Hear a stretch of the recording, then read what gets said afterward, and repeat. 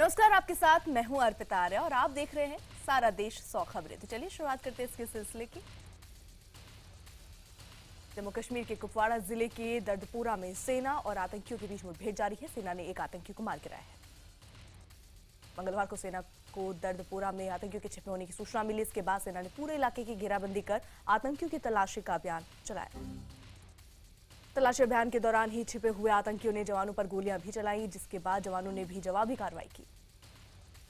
एक आतंकी के मारे जाने के बाद अभी भी 2 आतंकियों के गांव में छिपे होने की आशंका है। इसके खिलाफ सेना का ऑपरेशन आज भी चलता रहेगा।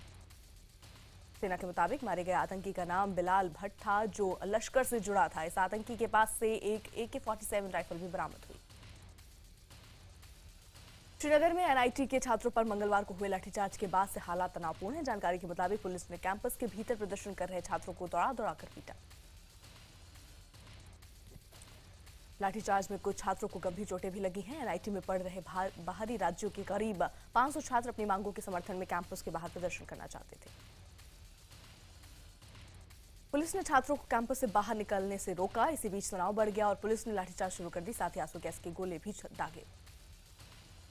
NIT में बीते गुरुवार को T20 विश्व कप में भारत की हार के बाद से ही कश्मीरी और बाहरी छात्रों के बीच तनाव बना हुआ है, जिसके चलते कैंपस में कुछ दिन पढ़ाई भी बंद रही। सेमीफाइनल में भारत की हार पर कश्मीरी छात्रों ने कैंपस में जश्न मनाया था, जबकि बाहरी छात्रों ने तिरंगा फहराया था और भारत माता की जय के नारे लगाए थे। उसके बाद से ही कैंपस के भीतर CRPF के जवानों को तैनात कर दिया गया। मंगलवार को बाहरी राज्यों के छात्र कैंपस में सुरक्षा, कैंटीन और देश विरोधी तत्वों के खिलाफ कार्रवाई जैसी मांगों को लेकर प्रदर्शन कर रहे थे। लाठीचार्ज की घटना के बाद जम्मू कश्मीर के डिप्टी CM निर्मल सिंह ने छात्रों के अभिभावकों को अपना निजी नंबर दिया है और उनकी सुरक्षा के प्रति आश्वस्त किया। गृह मंत्री राजनाथ सिंह ने भी मुख्यमंत्री महबूबा मुफ्ती से फोन पर बात की। महबूबा ने उन्हें तत्काल कार्रवाई का भरोसा दिया। केंद्रीय मंत्री जितेंद्र सिंह ने भी इस मुद्दे पर मुख्यमंत्री से बात की। पठानकोट हमले को पाकिस्तान अब मजहबी रंग देकर अपनी करतूतों पर पर्दा डालने में जुटा है। हमले की जांच के लिए भारत आई JIT ने अपनी रिपोर्ट में इसे भारत का ड्रामा बताया। पाकिस्तान मीडिया में लीक हुई JIT की रिपोर्ट के मुताबिक पठानकोट हमले पाकिस्तान को बदनाम करने के लिए भारत की साजिश के तौर पर देख रही है। रिपोर्ट में यह भी कहा गया है कि JIT को घुसपैठ के कोई सबूत नहीं मिले। पाक टीम ने यह भी कहा कि भारत ने उनके साथ जांच में सहयोग भी नहीं किया। रिपोर्ट में NIA अफसर तंजील अहमद की हत्या को पठानकोट हमले से जोड़कर देखा जा रहा है। रिपोर्ट में कहा गया है कि इस मुस्लिम जांच जो है वो पठानकोट हमले की असल साजिश को छुपाने के लिए की गई। केंद्र सरकार के सूत्रों के मुताबिक पाकिस्तानी JIT वहां की CRPS की धारा 188 के तहत भारत आई थी। इस धारा के तहत पाकिस्तानी नागरिक के विदेश में किए अपराध की जांच की जाती है। इसी कानून के तहत NIA ने पाक टीम के साथ सबूत साझा किए थे। ऐसे में पाकिस्तान की ये दलील बेबुनियाद है कि पठानकोट हमले में पाकिस्तानी आतंकियों का हाथ नहीं था। दिल्ली के मुख्यमंत्री अरविंद केजरीवाल ने कहा कि PM मोदी ने ISI अफसर को बुलाकर भारत माता का अपमान किया। केजरीवाल ने पूछा कि PM मोदी बताएं कि उनके और नवाज शरीफ के बीच क्या डील हुई है। दिल्ली सरकार में मंत्री कपिल मिश्रा ने प्रधानमंत्री पर निशाना साधते हुए ट्वीट करके लिखा कि क्या हमें PM के तौर पर ISI's एजेंट मिला है। केंद्र सरकार की सहयोगी शिवसेना ने भी इस मुद्दे पर PM मोदी की खिंचाई की। संजय राउत का कहना है कि पाकिस्तानी जांच टीम को बुलाना ही बहुत बड़ी गलती ही थी। नैनीताल हाईकोर्ट आज इस बात पर फैसला सुना सकता है कि उत्तराखंड में राष्ट्रपति शासन उचित है या नहीं। राज्य वित्त विधेयक पास होने के बावजूद केंद्रीय वित्त विधेयक लागू करने पर भी बहस होगी। इसके अलावा अदालत में पूर्व वित्त मंत्री इंदिरा हृदयेश और 31 अन्य विधायकों की तरफ से राष्ट्रपति शासन को दी गई चुनौती पर भी बहस होने की उम्मीद है।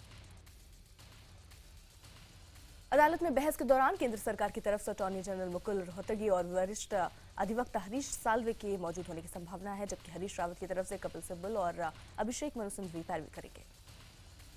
पनामा पेपर लीक मामले की भारत में कई एजेंसियां जांच कर रही हैं। इसमें ED और RBI भी शामिल है। जांच कमेटी की पहली बैठक 7 अप्रैल को तय हुई है। अंग्रेजी अखबार इंडियन एक्सप्रेस ने भारत समेत दुनिया भर की कई हस्तियों के टैक्स को लेकर खुलासा किया। इसमें बताया गया है कि किन किन हस्तियों ने टैक्स हेवन देशों में पैसा रखा है। पनामा पेपर लीक मामले में अभिनेता अमिताभ बच्चन ने सफाई दी। उन्होंने कहा कि वो किसी ऐसी कंपनी को नहीं जानते जिनका जिक्र इंडियन एक्सप्रेस अखबार ने किया है। अमिताभ बच्चन ने कहा कि उन्होंने विदेशों में जो पैसा निवेश किया है वो कानूनी तरीके से किया है। बिग बी के मुताबिक हो सकता है उनके नाम का दुरुपयोग किया जा रहा हो। पनामा पेपर लीक मामले को लेकर आइसलैंड की राजनीति में भूचाल आ गया है। आरोपों के मुताबिक आइसलैंड के प्रधानमंत्री ने इस्तीफा दे दिया। आरोप है कि आइसलैंड के प्रधानमंत्री की पत्नी के नाम से ऑफशोर कंपनी है। स्टेट बैंक ऑफ इंडिया ने एनसीपी नेता छगन भुजबल को विलफुल डिफॉल्टर घोषित किया है। साथ ही भुजबल की एक कंपनी की नीलामी के लिए नोटिस भी भेजा है। विलफुल डिफॉल्टर घोषित करने का मतलब है छगन भुजबल कर्ज चुकाने की क्षमता होने के बावजूद कर्ज नहीं चुका रहे। भारत माता की जय पर विवाद को लेकर एनसीपी अध्यक्ष शरद पवार ने बीजेपी पर निशाना साधा। उन्होंने पूछा कि क्या बीजेपी वाले इस पर गाइडलाइन देंगे कि किसको कितनी बार भारत माता की जय बोलना है। बजट सत्र का दूसरा सेशन 25 अप्रैल से 13 मई तक चलेगा। केंद्रीय संसदीय कार्य मंत्री वेंकैया ने प्रेस कॉन्फ्रेंस कर इसकी जानकारी दी। प्रधानमंत्री नरेंद्र मोदी ने कल नोएडा में स्टैंड अप इंडिया योजना का शुभारंभ किया। इस मौके पर पीएम ने कहा कि स्टैंड अप इंडिया के अंतर्गत देश भर में 2.5 लाख यूनिट शुरू होंगे जो सबको रोजगार देंगे। इस मौके पर पीएम मोदी ने बिना नाम लिए उद्योगपति विजय माल्या पर भी निशाना साधा। उन्होंने कहा कि गरीब बैंकों में पैसा जमा करते हैं और अमीर पैसा लिखने के फिराक में होते हैं। स्टैंड अप इंडिया के उद्घाटन के बाद पीएम मोदी ने हरी झंडी दिखाकर 5100 ई रिक्शा को भी रवाना किया। अब ओला के ऐप से भी आप ई रिक्शा बुक कर सकते हैं। नोएडा में पीएम मोदी ने चाय पर चर्चा की। इस दौरान उनके साथ वित्त मंत्री अरुण जेटली, यूपी के राज्यपाल राम नाईक समेत कई नेता मौजूद थे। बीजेपी अध्यक्ष अमित शाह ने आसाम में अपनी चुनावी रैली के दौरान कांग्रेस पर जमकर हमला बोला। अपने भाषण में उन्होंने भ्रष्टाचार और बांग्लादेश की तरफ से घुसपैठ का मामला उठाया। अमित शाह ने कहा कि 15 साल पहले कांग्रेस नेताओं के घर और आज के घर में फर्क देखेंगे तो समझ में आ जाएगा कि पैसा आखिरकार कहां जा रहा है। जम्मू कश्मीर में बीजेपी के कोटे से मंत्री बने पूर्व अलगाववादी नेता सज्जाद लोन मनचाहा मंत्री पद न मिलने से नाराज है, इसलिए वो पद से इस्तीफा भी दे सकते हैं। हरियाणा में जाट आंदोलन के दौरान वित्त मंत्री कैप्टन अभिमन्यु के घर पर लूटपाट और आगजनी का वीडियो फुटेज सामने आया। इस फुटेज में उनके घर में लूटपाट और आगजनी करने वालों के चेहरे साफ साफ दिख रहे हैं। कैप्टन अभिमन्यु के घर पर 19 और 20 फरवरी को लूटपाट और आगजनी की घटना हुई थी, जिसके बाद उपद्रवियों ने लड्डू भी बांटे थे। दिल्ली के मंगोलपुरी में बीती रात एक जूता फैक्ट्री में आग लग गई। दमकल की 17 गाड़ियों ने कड़ी मशक्कत के बाद आग पर काबू पाया। अब दिल्ली मेट्रो बिना ड्राइवर के ही दौड़ेगी। आज इन ट्रेनों को पहले मीडिया के सामने दिखाया जाएगा। ये मेट्रो ट्रेन मजलिस पार्क से शिव विहार तक और जनकपुरी से पश्चिम बोटैनिकल गार्डन तक चलेगी। पीएमआरसी के मुताबिक पूरी तरह से स्वचालित इस मेट्रो ट्रेन की रफ्तार 80 किलोमीटर प्रति घंटा होगी। इस ट्रेन में 6 कोच होंगे, जिसमें एक कोच में 380 यात्री सफर कर सकेंगे। नई मेट्रो ट्रेन में बिजली की खपत को 33% तक कम किया गया है। हालांकि शुरू में इन ट्रेनों में भी ड्राइवर मौजूद रहेंगे ताकि किसी आपात स्थिति का सामना किया जा सके। 160 किलोमीटर प्रति घंटे की रफ्तार से चलने वाली देश की सबसे तेज ट्रेन गतिमान एक्सप्रेस मंगलवार से पटरी पर दौड़नी शुरू हो गई। ट्रेन ने दिल्ली से आगरा तक करीब 195 किलोमीटर की दूरी 100 मिनट में पूरी कर ली। देश की इस पहली सेमी हाई स्पीड ट्रेन को रेल मंत्री सुरेश प्रभु ने हरी झंडी दिखाकर रवाना किया। दिल्ली से आगरा के बीच ये ट्रेन शुक्रवार के अलावा बाकी 6 दिन चलेगी। निजामुद्दीन स्टेशन से ट्रेन सुबह 8:10 बजे रवाना होगी और 9:50 पर ये आगरा पहुंचेगी। वही वापसी में ये आगरा से शाम 5:50 पर चलेगी और 7:30 बजे निजामुद्दीन पहुंचेगी। गतिमान एक्सप्रेस में एयरप्लेन की तर्ज पर ट्रेन होस्टेज होंगी। साथ ही खाना भी एयरलाइंस के स्तर का ही होगा। वाईफाई से लैस इस ट्रेन में सफर के दौरान यात्री फिल्म भी देख सकेंगे। ट्रेन की एसी चेयर कार का किराया 750 रुपए और एग्जीक्यूटिव क्लास की टिकट 1500 रुपए। सालों बाद आखिरकार मुंबई को एसी लोकल ट्रेन की सौगात मिलती दिख रही है। चेन्नई की इंडियन कोच फैक्ट्री में बनी पहली एसी लोकल ट्रेन मुंबई पहुंच चुकी है। 55 करोड़ की लागत से बने इस ट्रेन को ट्रायल के बाद लोगों के लिए चलाया जाएगा। टीवी कलाकार प्रत्युषा बैनर्जी आत्महत्या के मामले में उनकी मां सोमा की शिकायत पर बॉयफ्रेंड राहुल के खिलाफ आत्महत्या के लिए उकसाने का केस दर्ज हुआ है। इस बीच प्रत्युषा के माता पिता ने प्रेस कॉन्फ्रेंस कर राहुल पर उसको मारने पीटने का आरोप लगाया। प्रत्युषा के पिता ने कहा कि राहुल खुद को बहुत बड़ा बाहुबली बताता था। प्रत्युषा के पिता ने यह भी कहा कि उसकी मां झारखंड के गोंडा के से विधायक हैं, जबकि पड़ताल करने पर वहां से कोई और विधायक नहीं। तबीयत बिगड़ने के बाद आईसीयू में भर्ती Rahul social networking site Instagram पर एक्टिव है। प्रत्युषा की मौत के पहले राहुल के 4000 फॉलोवर थे, लेकिन अब 6000 फॉलोवर हैं। एनआईए अफसर तंजील अहमद की हत्या के मामले में पुलिस को एक बड़ा सुराग मिला है। तंजील जिस शादी में गए थे उसका वीडियो में 2 संदिग्ध दिखाई दे रहे हैं, जिनका परिवार से कोई लेना देना नहीं है। परिवार का कोई भी सदस्य दोनों को नहीं पहचानता। पुलिस दोनों संदिग्धों की तलाश कर रही है। हालांकि पुलिस अभी इन्हें आरोपी नहीं मान रही। मंगलवार को आरबीआई ने नई ब्याज दरों का ऐलान कर दिया। रेपो रेट में 0.25% की कटौती की गई है तो सीआरआर को 4% पर बरकरार रखा गया है। वहीं रिजर्व रेपो रेट को 0.25% बढ़ा दिया गया है। ब्याज दरों में कटौती के बाद उम्मीद ये की जा रही है कि अब की ईएमआई घट सकती है। सुप्रीम कोर्ट ने जब याचिका के जवाब में किसानों की बदहाली के मुद्दे पर केंद्र और राज्य सरकारों को नोटिस जारी किया। कोर्ट ने 4 हफ्तों में जवाब मांगा है। गुजरात के वलसाड में चोरी के आरोप में पकड़ी गई महिला को जमकर पीटा गया और हैरानी की बात यह रही किसी भी शख्स ने रोकने की कोशिश नहीं की। बिहार में अब पूरी तरह से शराब की बिक्री पर रोक लगा दी गई है। पहले सिर्फ देसी शराब पर रोक थी, अब देसी विदेशी सभी तरह की शराब पर बैन लगा दिया गया है। सरकार ने देसी ड्रिंक ताड़ी पर भी रोक लगा दी है, जिसका आरजेडी ने विरोध किया कि जबकि जेडीयू ने फैसले को सही बताया। वहीं बीजेपी ने कहा है कि सरकार को जनता और विपक्ष के दबाव के आगे झुकना पड़ा। बिहार में पूरी तरह से शराबबंदी के फैसले का महिलाओं ने स्वागत किया। इसको लेकर महिलाओं ने विजय जुलूस भी निकाला, साथ ही फूल और गुलाल से होली खेली। हिमाचल प्रदेश के नाहन में 16 साल के एक युवक ने भालू पर धार हथियार से हमला कर अपनी मां और मौसी की जान बचाई। भालू के हमले में एक महिला बुरी तरह घायल हो गई। गोरखपुर में पेशी से लौट रहा पुलिस का दंगा रोधक वाहन पुल से नीचे गिर गया। हादसे में 3 सिपाही और 2 कैदी की मौत हो गई, जबकि एक सिपाही घायल है। टायर फटने की वजह से यह हादसा हुआ। मध्य प्रदेश के हरदा जिले के कुछ गांव में आसमान से करीब 30 किलो के बर्फ जैसे टुकड़े खेतों में गिरने से खलबली मच गई। जब किसानों ने गोले छू कर देखे तो बर्फ जैसे ठंडे थे। ग्रामीणों ने इसकी सूचना अधिकारियों को दी। खगोल शास्त्रियों का कहना है कि जब आकाश में पानी बड़ी मात्रा में जमा होकर बर्फ का रूप ले लेता है तब गुरुत्वाकर्षण के कारण जमीन पर गिरता है। बढ़ते प्रदूषण को देखते हुए छत्तीसगढ़ के कोरबा में सरकारी कंपनी बाल्को ने कर्मचारियों की गाड़ी पर ऑड इवन फॉर्मूला लागू किया है। सोमवार से शुरू हुआ नियम 1 हफ्ते के लिए लागू किया गया है।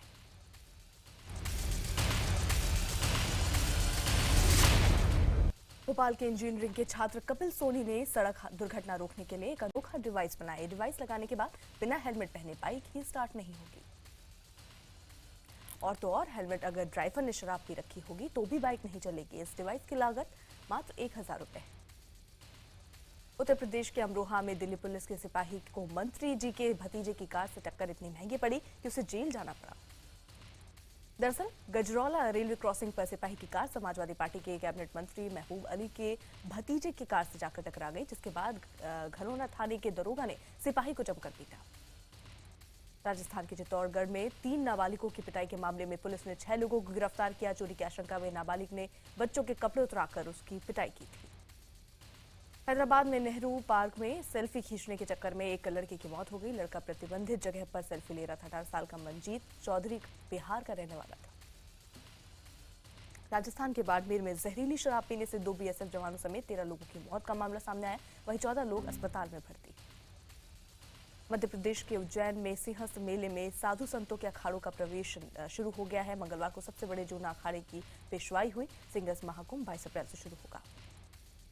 दिल्ली के सिविल लाइन्स इलाके में तेज रफ्तार मर्सिडीज कार ने 32 साल के एक युवक को बुरी तरह से कुचल दिया, जिसमें उसकी अस्पताल ले जाते वक्त मौत हो गई। बताया जा रहा है मर्सिडीज कार में 4 लड़के सवार थे जो वारदात के बाद फरार हो गए। हादसे के वक्त कार मालिक का नाबालिग बेटा गाड़ी चला रहा था। इस मामले में चौंकाने वाली बात यह थी कि मंगलवार सुबह एक ड्राइवर थाने पहुंचा और दावा करने लगा कि मर्सिडीज कार वो ही चला रहा था, लेकिन पुलिस ने जब उसे इसकी सजा के बारे में बताया तो वो वहां से भाग खड़ा हुआ। पुलिस ने गाड़ी मालिक की पहचान कर गाड़ी चला रहे उसके नाबालिग बेटे को हिरासत में ले लिया। मामले की जांच के लिए पुलिस घटना स्थल के आसपास लगे सीसीटीवी भी खंगाल रही है। इस हादसे में मारे गए शख्स का नाम सिद्धार्थ था। मुंबई के रहने वाले सिद्धार्थ 2 महीने पहले ही अपने परिवार के साथ दिल्ली शिफ्ट हुए थे। दिल्ली में वो एक बिजनेस के साथ साथ वो एक पढ़ाई भी कर रहे थे। दिल्ली में रोड रेज की एक घटना में स्कूटर सवार कुछ युवकों ने कार चालक पर जानलेवा हमला कर दिया। गौरव नाम के कार चालक को युवक सरेआम पीटते रहे, लेकिन वहां खड़े लोग मूक दर्शक बने रहे। 4 युवकों ने गौरव को पीट कर उनके दोनों पैर और एक हाथ तोड़ दिया। अस्पताल में भर्ती गौरव की हालत गंभीर बनी हुई है। हरियाणा के सिरसा में एक मोबाइल कंपनी के सर्विस सेंटर में मारपीट की तस्वीरें सामने आई। हमले में सर्विस सेंटर का संचालक गंभीर रूप से घायल हुआ। छत्तीसगढ़ के बीजापुर में एक मंदिर के अंदर नक्सलियों ने भारतीय जनता युवा मोर्चा के नेता पर हमला बोल दिया। हमले की पूरी वारदात मंदिर में लगे सीसीटीवी कैमरे में कैद। सुपरस्टार सलमान खान एक बार फिर अपनी आवाज का जादू अपने दर्शकों पर चलाने वाले। खबर है कि सलमान रणदीप हुड्डा की आने वाली फिल्म लाल रंग में गाना गाते दिखेंगे। डिजाइनर रोहित ने करीना कपूर खान के साथ लैक्मे फैशन वीक 2016 के फिनाले को शानदार बना दिया। रोहित ने पहली बार करीना के साथ काम किया। आतंकी संगठन आईएस का नया वीडियो सामने आया। इस वीडियो में आतंकियों ने लंदन, बर्लिन और रोम को अगला टारगेट बताया है। आईएस ने नए वीडियो में कहा है कि ईसाई देशों, तुम्हारे पास कोई विकल्प नहीं बचा है और तुम इस्लाम कबूल कर लो या फिर युद्ध बंद कर दो। आतंकी संगठन आईएस ने सीरिया के करयाते शहर में 1600 साल पुराने एक चर्च को काफी नुकसान पहुंचाया। इस चर्च में कई पवित्र पेंटिंग्स और मूर्तियां थीं। सीरिया की सेना ने आतंकी संगठन आईएस से लड़ाई का एक वीडियो जारी किया है। इस वीडियो में एक मिलिट्री एयरबेस पर सीरिया सेना के जवान आईएस के आतंकियों से लोहा लेते हुए नजर आ रहे हैं। नॉर्थ कोरिया ने साउथ कोरिया को धमकी देते हुए एक वीडियो जारी किया। इस वीडियो में धमकी दी गई है कि संभल जाओ वरना सब कुछ राख में बदल जाएगा। अफगानिस्तान के कारकर शहर में व्यस्त बाजार में एक आत्मघाती हमले में 6 लोगों की मौत हो गई, जबकि 26 से ज्यादा लोग घायल। आईपीएल में पुणे टीम के कप्तान और साथी खिलाड़ियों ने मैदान पर जमकर पसीना बहाया। कप्तान धोनी ने नेट पर लंबे शॉट खेलने का जमकर अभ्यास किया। टीम इंडिया के स्टार खिलाड़ी रविंद्र जडेजा को उनके होने वाले ससुर ने ऑडी कार गिफ्ट की है। जडेजा कार के काफी शौकीन हैं। पाकिस्तान क्रिकेट बोर्ड ने टी20 के कप्तान कमान आपको बता दें सरफराज अहमद के हाथों में सौंप दी है। वर्ल्ड कप में खराब प्रदर्शन के बाद शाहिद अफरीदी को कप्तानी से हटा दिया गया है।